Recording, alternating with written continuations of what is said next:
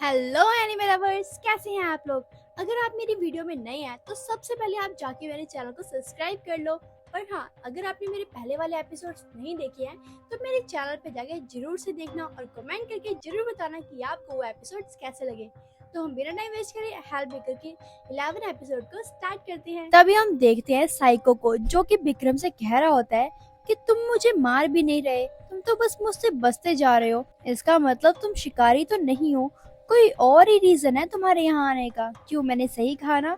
तभी तभी उस साइको का ध्यान उस डिटेक्टिव पे जाता है। यहाँ पे तो डिटेक्टिव और उस चाबी के बीच में बस कुछ दूरी का अंतर था। जैसे वो साइको देखता है कि ये क्या होने वाला है, ये तो उस चाबी को लेने लगा है, फटाफट भागता है उसे रोकने के लिए। लेकिन लेकिन लेकिन यहाँ पे डिटेक्टिव उस चाबी को उठा लेता है और उस चाबी को उठाते ही वो उस चाबी को एक्टिवेट कर देता है और वहाँ पे काफी बड़ा नरक का गेट खुल जाता है। यहाँ पे तो डिटेक्टिव उस साइको को पूरी तरह से जंजीरों से बांध देता है और वो साइको कहता है कि प्लीज प्लीज मुझे छोड़ दो, मुझे अभी अपनी दुनिया में काफी कुछ करना है। तभी हम इस साइको के पास्ट का सीन देखते हैं, यानी कि इसके बचपन का सीन देखते हैं। जब ये छोटा हुआ करता था तो इसे कोई भी प्यार नहीं करता था। इवन इसकी मॉम भी इसको मारती थी, पीटती थी और इसे ज्यादा बुलाती भी नहीं थी। इसी के साथ साथ उसके फादर उसके मॉम को रोज मारते पीटते थे। वैसे एक बात तो है, अगर किसी छोटे बच्चे के सामने किसी के फादर किसी की मॉम को मारते हैं तो उस पर कितना ज्यादा बुरा असर होगा। सेम वैसा ही हुआ।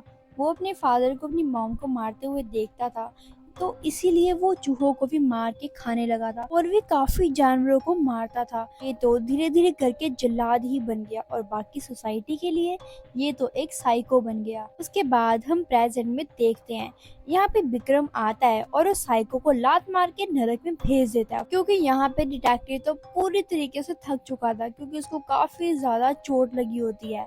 और यहाँ पे गार्गामोंगा और ब्रह्मांड आपस में बात कर रहे होते कि ये दोनों फाइट जीत चुके हैं। तभी विक्रम डिटेक्टिव के पास आता है और कहता है उठ जाओ यार, अब सोने का टाइम नहीं है, अभी तो हमें बहुत सारे काम करने बाकी हैं यार, अभी हमें रिया को भी बचाना है, अभी तुम रिलैक्स मत करो, जल्दी उठ जाओ।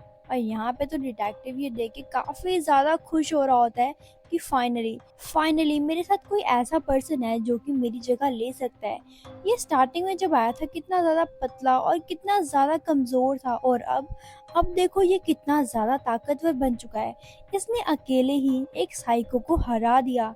ये काफी कमाल की बात है। उसके बाद ये दोनों ही रिया के पास जाने के लिए रेडी हो जाते हैं। जैसे वो उस रूम में आते हैं जहाँ पे रिया होती है, वो दोनों के दोनों तो रिया को देख के काफी ज्यादा हैरान होते हैं, क्योंकि वो एक पोल में बंधी होती है। साइको ने उसे इतनी जोर से बांध के रखा होता है कि वो हिल भी नहीं पा रही होती और उसके मुंह से तो खून टपक रहा होता है। काफी बुरी हालत में होती है रिया।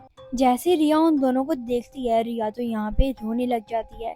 वो इमोशनल हो जाती है, क्योंकि उसे लग रहा होता है कि शायद शायद वो दोनों मुझे बचाने के लिए नहीं आएंगे और मुझे ऐसे ही मरना होगा। लेकिन फाइनली वो दोनों आ गए। तभी वो डिटेक्टिव बताता है कि हमें कुछ भी नहीं हुआ और फाइनली हम ये फाइट जीत चुके हैं। तभी विक्रम उसको हग करता है और कहता है कि अगर तुमने मेरी बात मान ली होती तो तुम्हारे साथ जो भी कुछ हुआ वो नहीं होता। तभी रिया काफी जोर जोर से रोने लग जाती है। तभी विक्रम उसे समझाता है कि नेक्स्ट टाइम तुम हमारी बात मानोगी, ठीक है ना। तभी वहाँ पे एम्बुलेंस आ जाती है। तभी विक्रम रिया को कहता है अगर तुम एम्बुलेंस में नहीं जाना चाहती तो कोई बात नहीं, तुम मेरे साथ जा सकती हो। यहाँ पे तो विक्रम उसका मूड ठीक करने की कोशिश कर रहा होता है। उसके बाद विक्रम वहाँ से चला जाता है, क्योंकि वो नहीं चाहता था कि उसे कोई जाने, क्योंकि अगर किसी को भी पता लगा कि वो वहाँ पे इन्वॉल्व है तो उसके लिए काफी सारे क्वेश्चंस खड़े हो सकते थे। इसीलिए विक्रम वहाँ से चला जाता है। तभी यहाँ पे न्यूज में दिखाया जाता है कि एक साइकोपैथ ने एक स्कूल की गर्ल को किडनैप कर लिया था, लेकिन वहाँ पे एक पुलिस ऑफिसर ने आके यानी डिटेक्टिव ने आके उसकी जान बचाई। लेकिन अब वो हॉस्पिटल में है और उसमें से एक पुलिस ऑफिसर मारा भी गया है। ये सारी न्यूज बिजनेसमैन अपने घर पे बैठा देख रहा होता है। तभी यहाँ पे बिजनेसमैन सोचता है कि ये जिसकी मैं फोटो देख रहा हूँ ये तो वही पर्सन है जिसको मैंने स्ट्रीमर के घर के बाहर देखा था और इसे मैंने काफी जगहों में देखा हुआ है। इसका मतलब शायद ये हेल बिल्डर भी हो सकता है। और और यहाँ पे ये साइको मरा नहीं होगा, इसने उसे अपनी हेल में भेजा होगा। उसके बाद बिजनेसमैन सोचता है कि मुझे ये सब कुछ जानना है तो मुझे इससे मिलना काफी ज्यादा जरूरी है। तभी वो फोन लगाता है पुलिस वालों को और चीफ को, ताकि वो उससे मीटिंग फिक्स कर सके मिलने के लिए। यहाँ पे तो बिजनेसमैन उस डिटेक्टिव की वेट कर रहा होता है कि कब वो ठीक हो और मैं कब उससे मिलने जाऊँ। और तभी हम देखते हैं यहाँ पे रिया को, जो कि हॉस्पिटल में लेटी हुई होती है क्योंकि वो काफी ज्यादा बुरी हालत में थी। और उसके साथ वहाँ पे विक्रम बैठा हुआ होता है और वो उस फाइल को पढ़ रहा होता है जो कि डिटेक्टिव ने उसे दी थी, यानी कि बिजनेसमैन और वो आर्किटेक्ट की। उस फाइल में सारी इन्फॉर्मेशन थी उन दोनों के बारे में।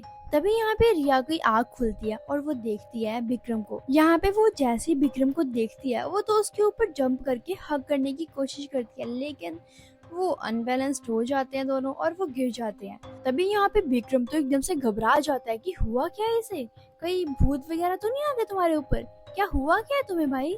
और तभी रिया जोर जोर से रोने लग जाती है। वो कहती है थैंक यू यार, मुझे तो लगा था तुम दोनों मुझे बचाने आओगे ही नहीं, थैंक यू सो मच, तुम दोनों ने मुझे आगे बचा लिया।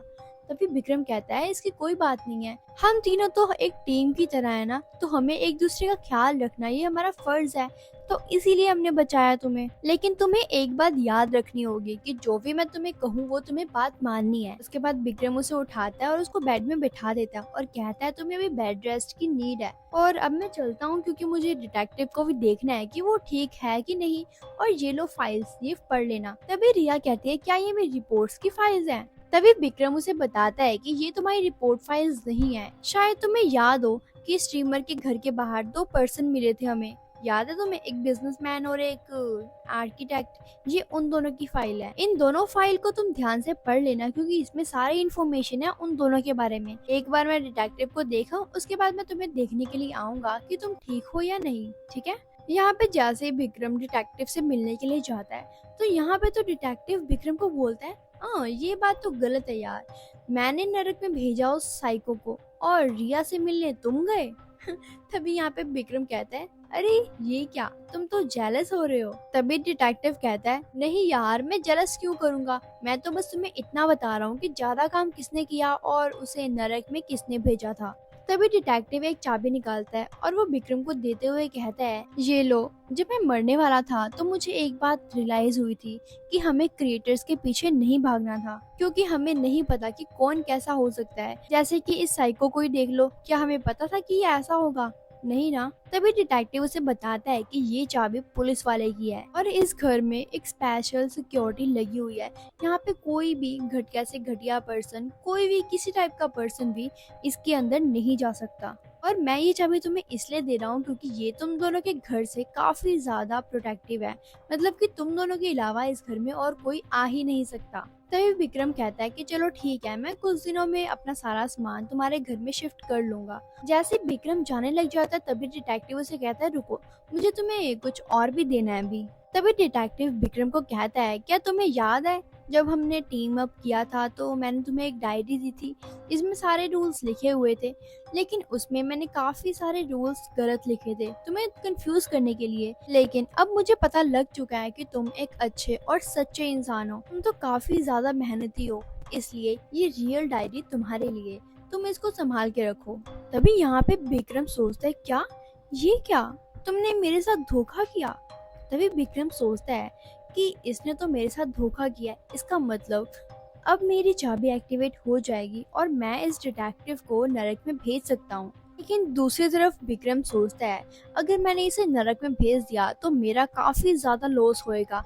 उसके पास काफी अच्छी पर्सनैलिटी है, उसके पास काफी सारे रिसोर्सेज हैं और वो फाइट भी काफी अच्छी कर लेता है। एक तो वो पुलिस ऑफिसर तो है ही है, उसके साथ साथ उसके पास सारी पुलिस की इंफॉर्मेशन होती है, तो ये तो बड़ा ही काम का बंदा है। लेकिन ये काफी ज्यादा डेंजरस भी हो सकता है हमारे लिए। लेकिन यहाँ पे विक्रम थोड़ा हेजिटेट करता है और वो सोच में पड़ जाता है कि क्या मुझे इसे नरक में भेज देना चाहिए या फिर नहीं। यहाँ पे डिटेक्टिव उसे पूछता है कि क्या क्या हो क्या गया तुम्हें, एकदम से तुम साइलेंट क्यों हो गए। क्योंकि यहाँ पे विक्रम कुछ भी नहीं बोल रहा था, क्योंकि वो अंदर ही अंदर काफी ज्यादा खुश भी था, लेकिन वो कंफ्यूज भी था कि उसे क्या करना चाहिए। तभी विक्रम वहाँ से निकल के वॉशरूम में जाता है और जैसे ही वो अपनी की निकालता है तो वो तो ग्लो कर रही होती है। तभी यहाँ पे ब्रह्मांड भी आ जाता है और वो दोनों सोच रहे होते हैं कि क्या करना चाहिए, क्योंकि यहाँ पे सच में उस डिटेक्टिव ने विक्रम को धोखा दिया है। यहाँ पे तो विक्रम काफी इजीली उसे नरक में भेज सकता है। यहाँ पे ब्रह्मांड तो उसे कहता है कि तुम सोच क्या रहे हो, तुम्हें उसे नरक में भेज देना चाहिए क्योंकि उसने तो तुम्हें धोखा दिया है ना। तभी यहाँ पे विक्रम कहता है नहीं, मैं इसको नरक में नहीं भेजूंगा क्योंकि ये एक पुलिस ऑफिसर है और ये हमारे बहुत ज्यादा काम आने वाला है। तभी ब्रह्मांड कहता है कहीं तुम मुझसे अटैच तो नहीं हो गए, तभी तुम ऐसा कह रहे हो, नहीं तो तुम पहले जब मुझे मिले थे तब तो काफी ज्यादा नफरत से भरे हुए थे और अब तुम्हारे दिल में उसके लिए सिंपैथी कैसे आ गई। तभी विक्रम कुछ सोचता है, उसके बाद वो डिटेक्टिव के पास जाता है और कहता है, डिटेक्टिव से पूछता है कि तुम कब तक ठीक होगे और तुम्हें कितना टाइम लगने वाला है। तभी वहाँ पे रिया भी आ जाती है और उसके हाथ में वो बोतल होती है जिससे वो उसे ड्रिप लगी होती है और वो कहती है मैं यहाँ पे इसलिए आई हूँ क्योंकि मुझे डिटेक्टिव को थैंक यू बोलना है क्योंकि उसने भी मेरी जान बचाई है। ये तीनों आपस में बात कर ही रहे होते हैं तभी रिया कहती है मैं थोड़ा बाहर घूम के आती हूँ। उसके जाते ही फाइनली यहाँ पे एंट्री होती है बिजनेसमैन की। सही सुना आपने, बिजनेसमैन यहाँ पे आता है डिटेक्टिव से मिलने के लिए। जैसे ही वो बिजनेसमैन देखता है विक्रम को और कहता है वाह कितनी अच्छी बात है ना, दोनों हेल्थ क्रिएटर्स एक ही जगह में मुझे फिर से मिल गए। यहाँ पे तो विक्रम और डिटेक्टिव काफी ज्यादा शॉक्ड हो जाते हैं। तभी डिटेक्टिव अपने बेड से उठता है और कहता है क्या हेल्थ क्रिएटर्स, ये क्या होते हैं। तभी बिजनेसमैन कहता है ओह वाह, तुम दोनों तो एक्टिंग भी काफी अच्छी कर लेते हो। यहाँ पे क्या बिजनेसमैन उन दोनों को नरक में भेजेगा या फिर काफी जबरदस्त फाइट करेगा, या फिर डिटेक्टिव और विक्रम ये साबित कर पाएंगे कि वो हेल्थ क्रिएटर्स हैं या नहीं, क्या होगा। ये जानने के लिए तो आपको इस चैनल को सब्सक्राइब करना होगा, लाइक करना होगा और ज्यादा से ज्यादा शेयर करना होगा।